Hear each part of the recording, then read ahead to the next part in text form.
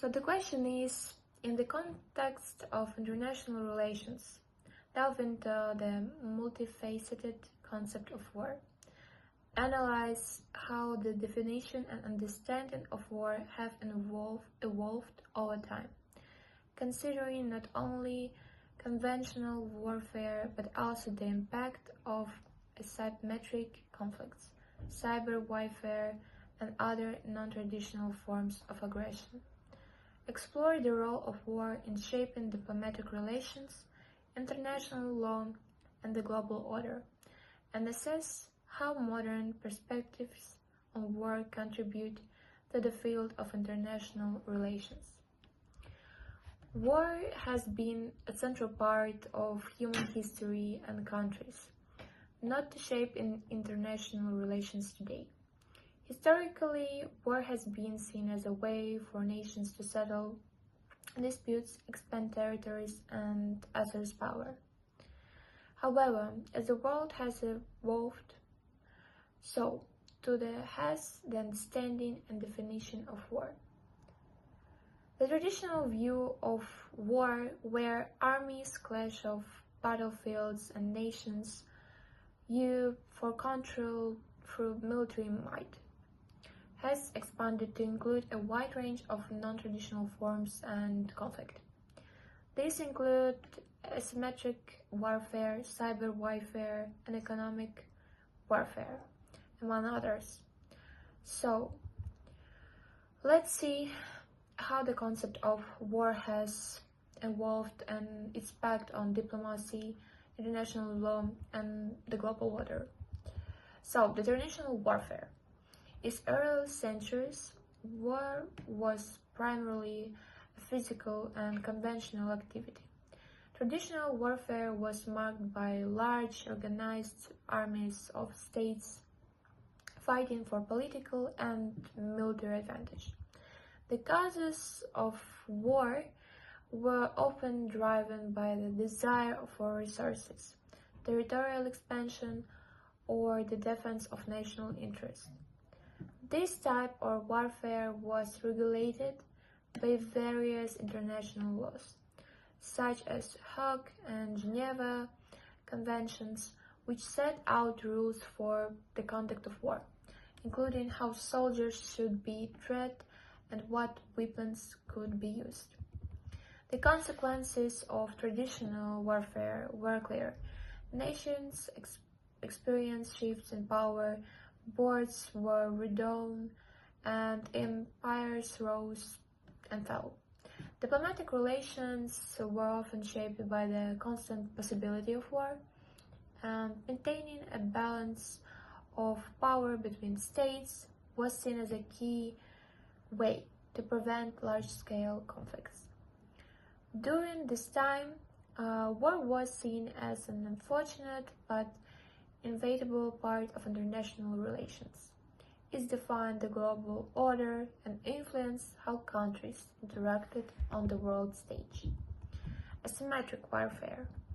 However, in 20th and 21st centuries, the concept of war began to shift. As states grew more powerful, smaller groups and less powerful nations started employing tactics that didn't rely on traditional military strength. Asymmetric warfare, where one side is significantly weaker than other, become more common. This type of warfare can take many forms, but it often involves smaller groups or insurgent forces using unconventional tactics to fight large, more powerful military forces.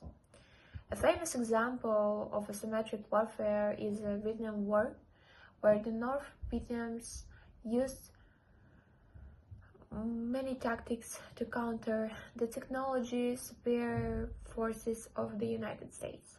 This kind of warfare makes it harder to win purely through military forces, because the weaker side is not fighting on traditional battlefields, but using surprise attacks, like sabotage and other unconventional strategies. This shift has forced countries to rethink how they approach security, war, and diplomacy. With asymmetric warfare, the rules of engagement have become more complicated. States can no longer simply rely on their military might to solve conflicts, and diplomatic efforts to manage these kinds of wars have become more difficult. Non-state actors, such as terrorist organizations or rebel groups, have become central players in modern conflicts, and international law, which was traditionally designed for state-to-state warfare, has struggled to keep up with the new reality. Cyber warfare and non-traditional aggression. Perhaps the most significant shift in the concept of war in recent years is the rise of cyber warfare, unlike traditional warfare, which involves physical combat.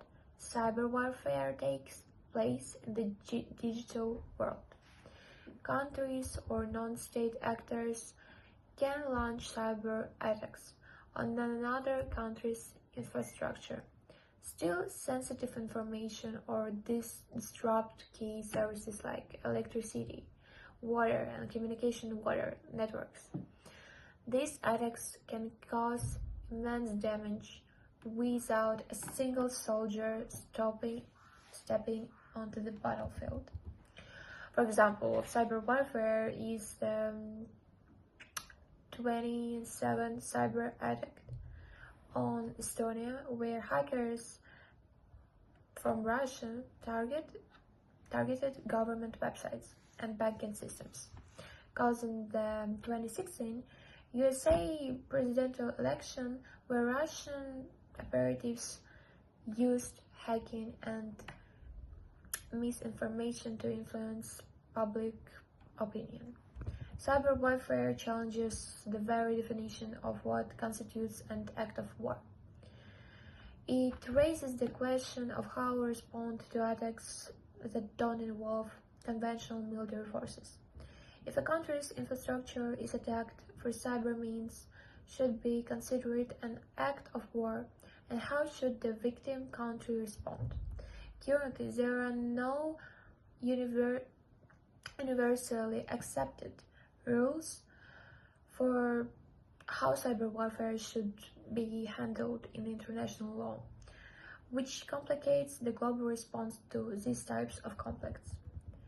Beyond cyber warfare, other forms of non-traditional aggression, such as economic warfare and information warfare, are also becoming more prominent. Economic warfare can involve the use of trade restrictions, sanctions, or currency manipulation to weaken an opponent's economy.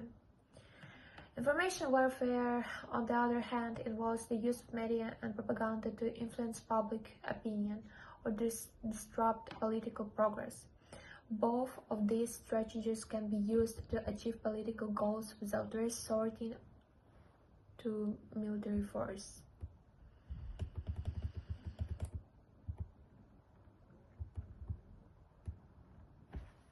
So the modern perspectives and future of war, as we look at to the future, the concept of war in international relations will continue to evolve new forms of conflict, like cyber warfare and information manipulation will likely become more common.